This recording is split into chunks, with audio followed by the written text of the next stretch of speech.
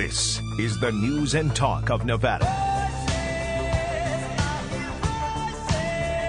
That's the trouble around here. Talk, talk, talk. You talking to me? You talking to me?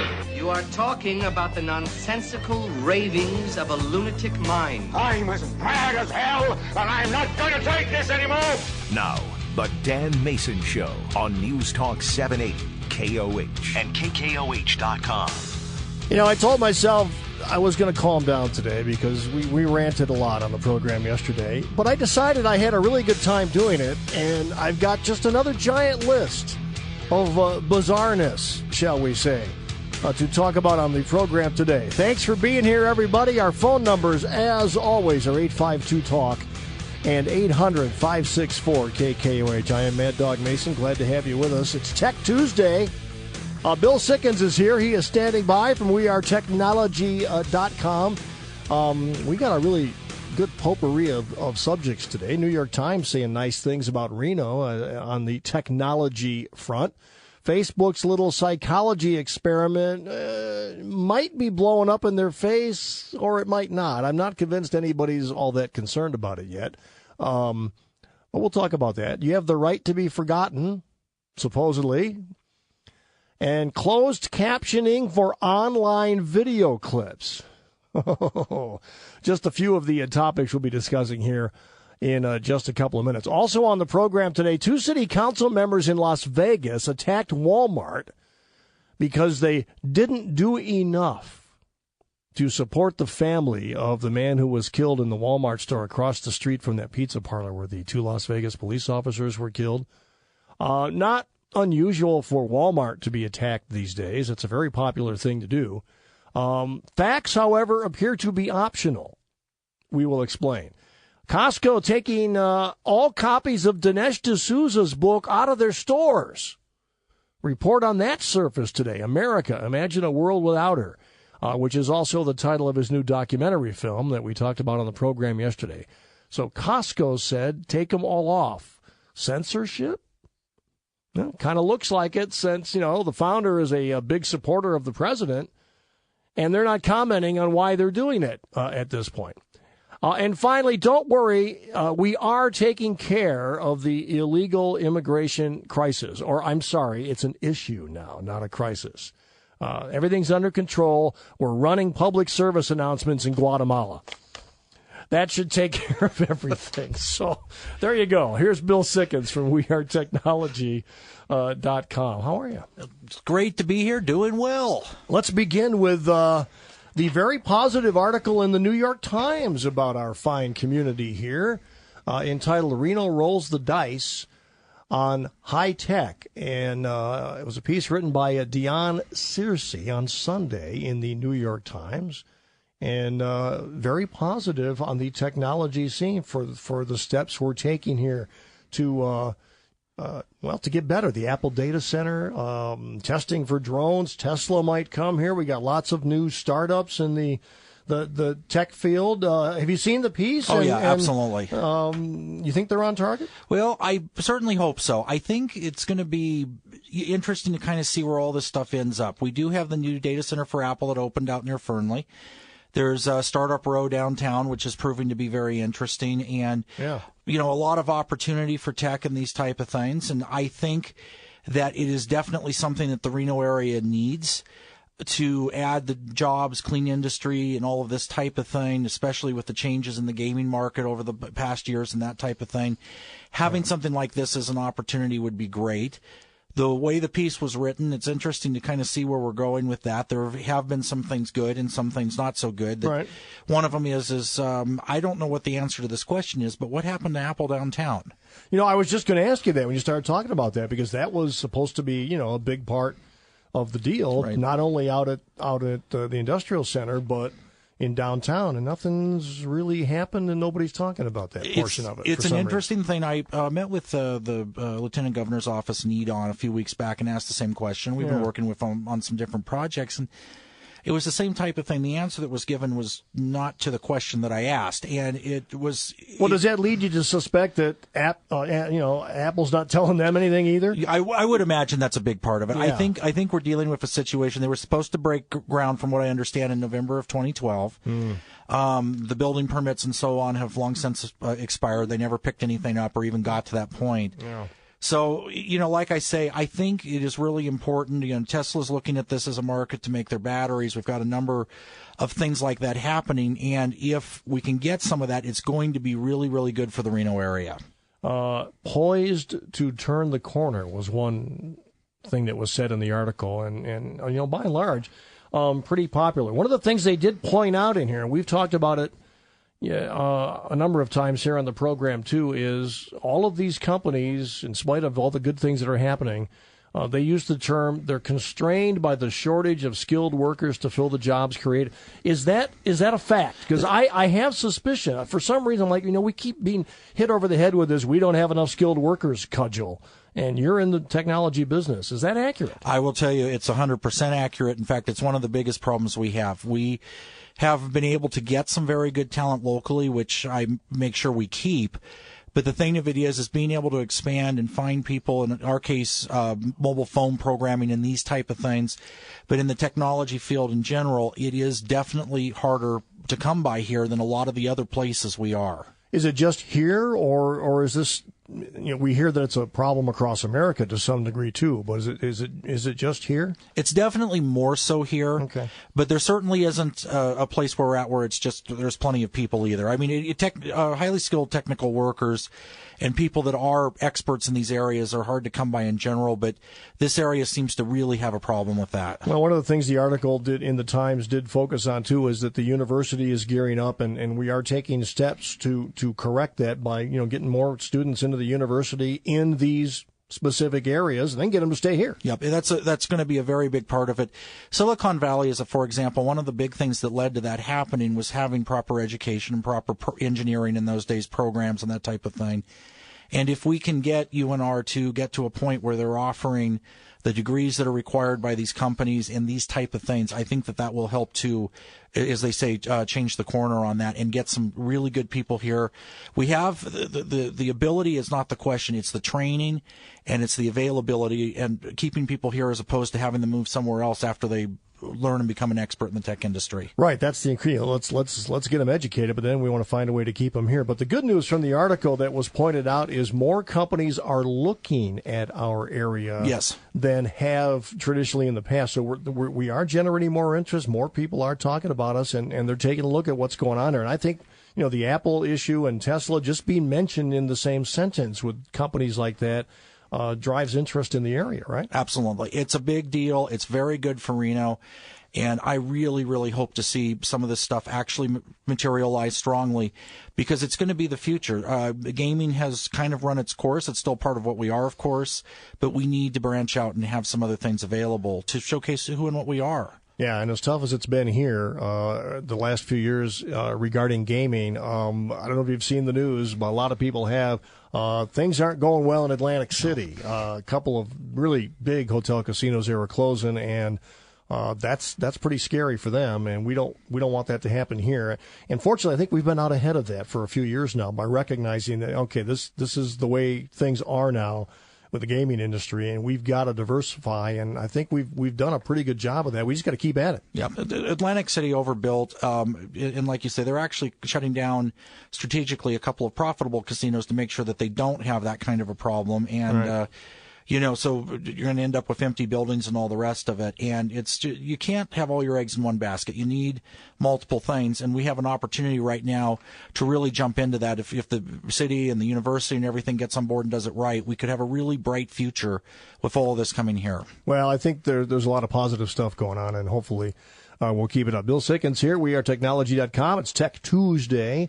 Let's talk about Facebook and this little, I don't know, little is probably not the word, this psychological experiment that they conducted. I don't get the sense that the average Facebook user is all bent out of shape about this, but the privacy people are. Is there a simple way to describe what they did and why folks are a little cranky about it? Well, what the experiment was about was to see if they could manipulate your status updates. So if you saw negative information, would you be more inclined to post a negative update as opposed to positive information and a positive update? All right. The answer to the question turns out to be absolutely that's the way it works, and that's what they found to be. And like you said, I think most Facebook users are kind of looking at this and going, oh, okay, well, whatever. This was a year ago. We're going to move on. It's coming out now, and that's all very nice. Yeah, most people are putting stuff on Facebook. They stopped worrying about privacy a long time ago. A long time ago, yeah. It's like anything goes. And what you put out there is out there. I think the interesting point that I take away from this, though, is the idea that you have one company that really does have control of a lot of information that we voluntarily give them. But their purpose for having it is to make money. Yeah. The more they can get, the more they can sell. And this is all, it all comes down to that at the end of the day, being able to analytics and what to do with the data. There's an awful lot going on the internet in many, many ways. But the number one thing that everybody wants, the number one commodity right now on the internet is information. Absolutely. Right? Absolutely. Yeah. And who wants it? Who's got it? How do you get it? How do you stay out of trouble when you're doing it? Well, and people pay a lot of money for it. At the end of the day, that kind of a thing to run an ad on Facebook, they've made it so it's available to everybody, but it costs you $20, $30 a day. Yeah. Investment in marketing, absolutely. But you do the math. And not even with Common Core, you can figure it out. So. Well, that's good. Bill Sikkens, wearetechnology.com is his company. You need an app? Talk to Bill. Our regular visit with Bill Sikkens from wearetechnology.com. So I've seen a little bit about this, Bill. Something the European Union did back in, I think it was May. The right to be forgotten. Yes. Sounds good, but I think there's a little bit more to it. And Google has kind of gotten in the middle of this. Let's start with what is this right to be forgotten on the internet? This is something that came up as legislation in the European Union earlier this year. Scary people, by the way. And the the idea being that if there is information out on the internet that, in this case, Google indexes and searches for that is considered, quote, irrelevant, unimportant, that type of a thing. Right. It can be removed if the person that it involves requests its removal.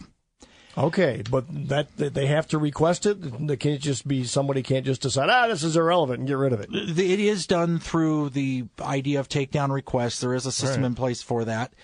In fact, Google has received to date about 250,000 of these takedown requests. Wow, that's a lot. And each one being for about 4 links. So we're hitting about 1 million links that they want taken off. So you go and search for something, and you might not see as much as you used to because those links are now gone. Those links are gone. Now, the first workaround on that is already out there, is to access Google via the U.S. instead of the EU site, and then the links are back. So it only affects searches that are done in the European Union through the language-specific versions of Google for the areas that this affects. Oh, so we go Google something here right now, then nothing's changed. Nothing's changed on this end of it, yeah. So that was my reaction today. I'm like, well, I don't know, I mean, it looks okay to me. Yeah, you actually will now get different information depending on where you make the search. I don't think I like the sound of that. Who decides what's irrelevant? Well, this has been an issue, and it's very subjective. Basically, what it seems like is going on is Google's just simply taking down everything they're being requested to take down. That's been the way that they've been handling it, including links to stories on media outlets all over Europe and all the rest of it. And I say, like newspapers and television and radio and so on. And I say this in the nicest possible way as a developer for Android and Google products. Right. I think they're playing a game here. They can't appeal the decision. So they're coming at it from a standpoint of, well, all right, let's take everything down and see what happens if you can't search for the information at all. There's a professor from Fordham University, quoted in the article, named Joel Reidenberg. He said, Google might be choosing to go overboard on this to essentially create the debate about censorship. Right, exactly. And I think I agree with that 100%. It seems like that's where they're going because, again, the idea is if I want something taken down, I simply email them. There is no other process in place right now. I send them a takedown request and they take it down. I mean, kind of like, you said I was a crook, and I am, but go ahead and take it down. And that's exactly what's happening. That's, that really boils it down to the essential nature of the internet as a vehicle of freedom. Absolutely. And so the people are trying to control what's out there, and it's the proverbial slippery slope. This has been the thing when the World Wide Web came out back in 1991, and to this date, it has been the one source of information that really is open. I can post something, you can post something. If a user chooses to access it, they can look at it. Yeah. And these type of things, we talk censorship, I really think that it is headed in that direction, and it is a part of ongoing, big companies and governments and different things trying to control it. And it's going to really come down to the vigilance of the internet users, right? To be able to maintain something that we have now, which is very unique and never has happened before in the world. I mean, it's like a lot of things. You can see both sides because there can be information about you, your business, whatever it may be, that can be put out there that isn't true. Right. And exactly. it does happen a lot. And we've heard the horror stories about how hard it is sometimes to get that information off when it's just simply not true, because one person says this and somebody says, well, I don't know if it's true or not, and they leave it there. But then the other side of the coin is, who's going to decide what's relevant? Who's going to decide what should be there? And when governments get involved, my alarm bells go off. And that's exactly the thing, because there's always going to be a political motivation. No matter what they say or what they do, there is a theme there. And the idea is don't get other information out than what we want. And this isn't something unique to the takedown request. There was a story of a school district back east that mysteriously you could go on and you could get to all of the left side websites, but all the right side sites were blocked. Uh-huh. And they blamed it on Dell, saying, well, you supplied the firewall. And Dell's like, yeah, but you programmed it. So, you know. And then we lost it all. Yeah. Then we, yeah. I do need to ask, with all the talk about the lost, emails and the IRS and everything, I've yet to find anybody who says any of this is credible. Would you agree? Well, yeah. I mean, let's think about that for a minute. When you send an email, there's a copy in your mailbox in the sent folder. There's a server or multiple servers involved in between to deliver the message. There's a copy with the person that's received it. There's backups. There's all kinds of things. And to be able to selectively lose, quote unquote, email for specific people, I think if I sat down and was asked to engineer something like that, I probably could figure it out, but it certainly wouldn't be an accident, and it would have to be something I'd have to really think through to do. Yeah, well, and to me, that's been one of the most important questions on that. You can sort of, I don't, but you could buy the, Lois Lerner's computer crashed. Well, that's fine. Well, who'd she send it to? Did their computer crash? Right. What happened to then you'd have an IRS server, you'd have a server on whoever they sent it to. The redundancy here is routine, I think would be the word for the internet, right? One of the big things and one of the motivations behind the EU's decision is that once something's put on the internet, it's very difficult to get off. Yeah. And that's not because of anybody's decision. It's just the nature of the way it works. It's designed to be a redundant, backed up system. And again, to selectively remove all the emails for a certain date period, and the hard drives have crashed, the servers have crashed, all the workstations are gone, and there's no backups, ask the question, is that credible? No, of course not. and we recycled the hard drive. Yeah, we recycled the hard drive. And I didn't hear a lot about recycling hard drives before this came up. It was normally the hard drive goes, it's gone. You toss it. Usually there's also a process that is required by law for destruction of information like that. You have to go through. You don't just throw it in the trash or throw it in the recycle bin, because the thing of it is you've got to figure that, especially on any agency, the IRS or whoever, there's going to be private information. There's going to be all kinds of stuff that can't get out, and if it does, it would be really bad. So you have a document destruction process that applies to media. It's used in banking. It's used in healthcare with HIPAA, and there's all kinds of regulation on that. I mean, the way that it sounded like when I read it was someone pulled the hard drive out of the server and put it in the recycle bin with their cans and bottles on Wednesday, That's where it went. Yeah. Yeah, it's rather a bizarre story. And besides, what do they always tell us? Before you click send, when you write that email, think about what you're doing. Absolutely. Because it won't go away. Unless you're the IRS. Anyway. Yeah. There you go. Bill Sikkens, wearetechnology.com. It's Tech Tuesday. When we come back from news, traffic, and weather, what's the latest on wearables such as the iWatch? We'll be back. It's Dan Mason, News Talk 780. Dan Mason Show on a Tech Tuesday. here at News Talk 780 KOH with Bill Sikkens from wearetechnology.com. Let's talk wearable stuff because we keep hearing about it, but what's new since we talked last? Especially Apple's got, they patented the name. We got the name iWatch, and I guess they're hiring some, people that know watches. Yeah, in fact, they hired the CEO of a Swiss watch manufacturer, so they're not fooling around. And do they ever? There's been a lot of talk about this because wearables, are out there, and it seems like maybe Apple's coming a little late to the game. But to that, I quote, like the iPad, there were tablet computers before the iPad came out, but they made them viable. And I think we're going to see the same thing here. Android's got a lot of good stuff out there, but the iWatch, they're looking at having one of the first curved screens, which will be kind of cool. It's not necessarily whether you're first, it's what ends up being the best product, right? It's what people use. And at the end of the day, what's easy, what's available. One of the problems Google has with their Glass is the price point. I still think to this day $1,500 is a lot of money for that. Yeah. And the Google I/O conference was just wrapped up. I think it was last week or the week before, and they debuted a lot of the new stuff that's coming out from what's called Android Wear. Yes. And there's a number of products coming onto the market with that, some early adopter things, and some really nice stuff there as well. But it is going to be interesting to see where we go. I think Apple's going to have their niche just like they've done with the iPhone and everything else. They will have a lot of people that just, it works, here it is, and that's always been Apple's thing.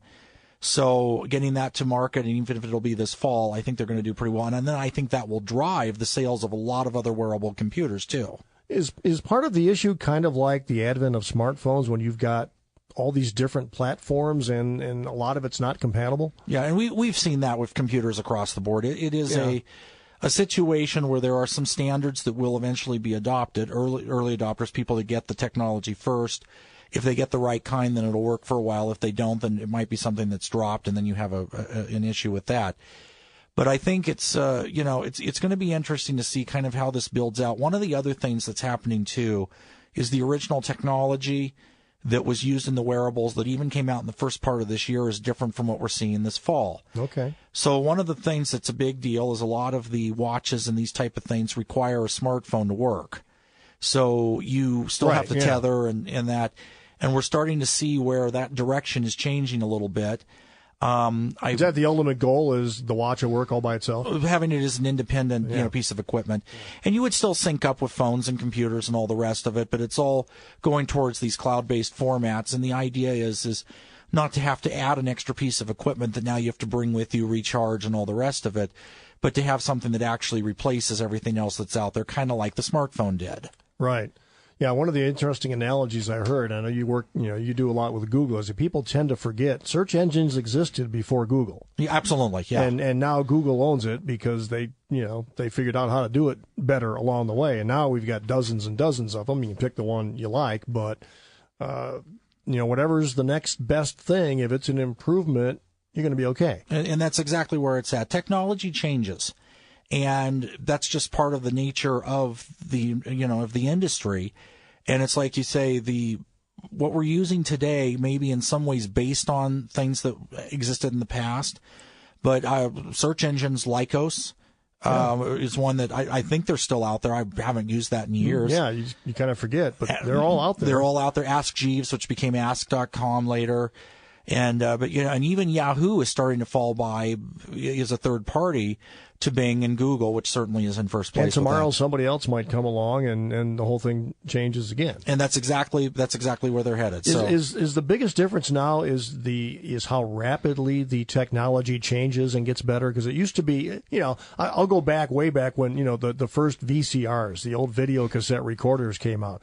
And it was a really long process over years before they really got to a point where, okay, the technology is pretty cool. Now, like you were just saying, what they were talking about 6 months ago with the smartwatches, that's passé now. We're moving on to something new already. Yeah, the acceleration continues to increase. In fact, in the 60s with Intel, there was a doctor named Dr. Moore.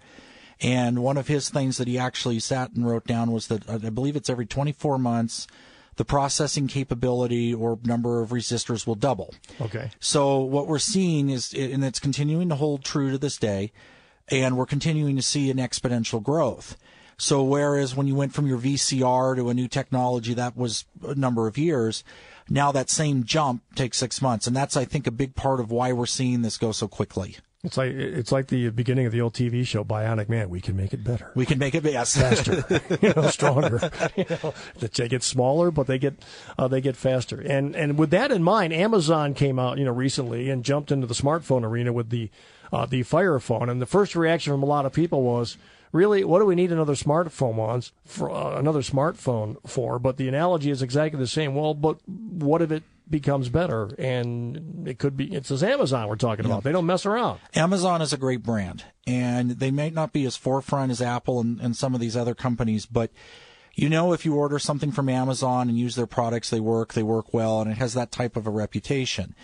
And the idea, Amazon Fire, Kindle Fire, and they have Fire TV now, which actually seems to really be taking off. You just talk to it and it will bring up whatever you're looking for, which is kind of cool. Jetsons, exactly. and that's where it's headed. And there's still a few things. We've been playing with that, and it will pick up some background requests and do some odd things sometimes, but it is a very good product. So the idea of them innovating and taking the smartphone in a way to the next level and doing something unique and different with it, I think is very, very possible. Because right now, it's pretty much on a par with all of the other smartphones out there, but the potential is there for it to be a game changer, right? Exactly. And when you think about that right now, a smartphone is something you hold in your hand. It's a rectangular screen. It might be Apple. It might be Android. There's a few other things that are trying to make their way into the market. But really, at the end of the day, the capability and what you do with it are very, very similar no matter what brand or what kind you get. And one of the things that's very interesting about something like the Fire Phone is it could open up the door for some very unique offerings and have it start doing some different things that we're not seeing out there yet. So, as Forbes said, the answer is it's the experience. Absolutely. It's not just a phone anymore. Real quick before we wrap up here, I see the good old FCC. I try to keep an eye on the Federal Communications Commission. They're talking about. They're going to talk on Friday about possibly requiring closed captioning for video clips on the internet. This is really significant. Yeah, and personal opinion on this, I think it's another form of controlling what's going out as far as content is concerned. Mm-hmm. Closed captioning, of course, is a good thing if somebody's hearing impaired. Well, yeah, absolutely. But the thing of it is to do closed captioning does require special equipment and special expertise, and it costs more. So it does create more of a barrier of entry to the idea of everybody being able to put their message out on the web openly. So, and cost-wise, a 2-hour movie and a 2-minute clip, there's not that much difference. You'll be surprised in the cost of closed captioning. Well, you have to go through, you have to document everything that's being said and then enter it. It is definitely a complicated process. Man.